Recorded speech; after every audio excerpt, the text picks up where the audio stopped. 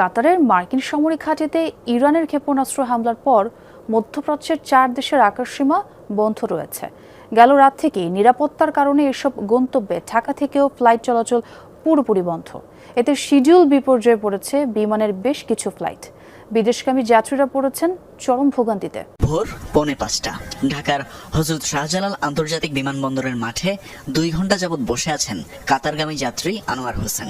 সকাল 10:30টায় ফ্লাইটের সময় থাকলেও কখন ছাড়বে বিমান জানেন না তিনি। ফলে যাত্রা এবং চাকরি সব নিয়েই শঙ্কায় প্রবাসী এই কর্মী। মিডল ইস্টে হামলা হলো মাঝরাতে। আমেরিকান বেজ দোহাতে একটা বেজ আছে, ওইখানে হামলা হয়েছে। হামলা হওয়ার কারণে সাডেনলি এয়ারওয়েজ কাতার এয়ারওয়েজ সমস্ত ফ্লাইট ক্যান্সেল করে দিছে। এখন আবার কবে রিশিডিউল পাবো এই সম্পর্কে কিছু বলতে পারছি না। ভীষণ অনিশ্চয়তার মুখে আছে। এটা লম্বা সময় পড়বে এবং আমার জব মনে হয় কোম্পানি আমার টার্মিনেট করে দেবে যদি আমি আগামীকাল জয়েন না করতে পারি। আনোয়ারের মতো অনিশ্চয়তায় মধ্যপ্রাচ্যগামী আরো অনেকে নির্ধারিত সময়ের আগেই বিমানবন্দরে এলেও জানেন না কখন ছাড়বে তাদের ফ্লাইট।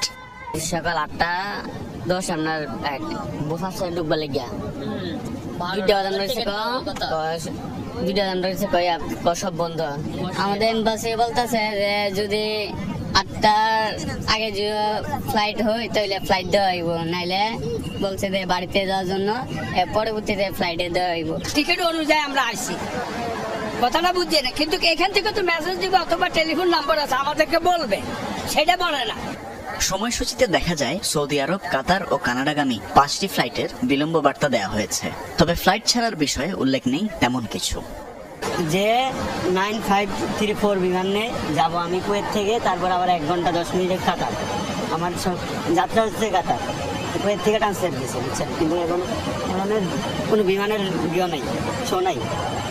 এম্বাসিতে জানার চেষ্টা করছে, টিকিটের যে নাম্বার ওই দেশের নাম্বার যোগাযোগ করার ব্যবস্থা করেছি, কোনো কেউ রিসিভ করে না। অনেকেরই ভিসা শেষের দিকে থাকে, তারা আসলে অনেক সমস্যায় পড়বে। তাদের ভিসা অনেক সময় ক্যান্সেল হয়ে যায় বা টিকিট বাতিল হলে তো যাদের টাইম শেষ হয়ে যায় তাদের জন্য এটা অনেক সমস্যা। মধ্যপ্রাচ্যের সংঘাত ছড়িয়ে পড়ার শঙ্কায় কাতার, সংযুক্ত আরব আমিরাত, কুয়েত ও বাহরাইন সোমবার মধ্যরাতেই আকাশসীমা বন্ধ করে দেয়। এতে দেশগুলোতে বন্ধ হয়ে যায় সব ধরনের বেসামরিক উড়োজাহাজ চলাচল।